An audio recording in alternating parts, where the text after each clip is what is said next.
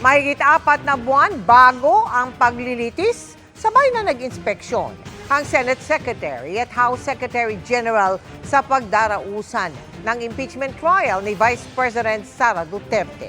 Yan at iba pang paghahanda sa pagtutok ni Mark Salazar. Hereby approved. Walang nagbago sa dati ng inilatag ng Senado. July 30 ang simula ng impeachment trial laban kay Vice President Sara Duterte. Kung wala ng debate tungkol dito, wala umanong tumutol sa minorya. Sumasang-ayon sila. Pero informal yan, hindi formal.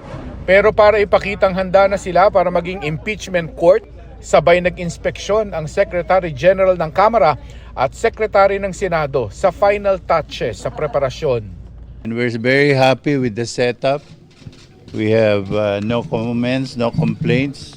May 340 seats ang gallery ng session hall na paghahati-hatian ng staff ng bawat senator, judge, defense, prosecution at ng manunood na publiko.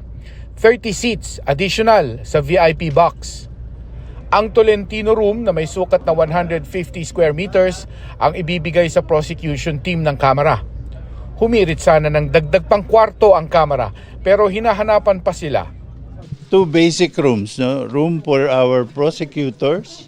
We have 11 prosecutors and the Secretariat Support Group.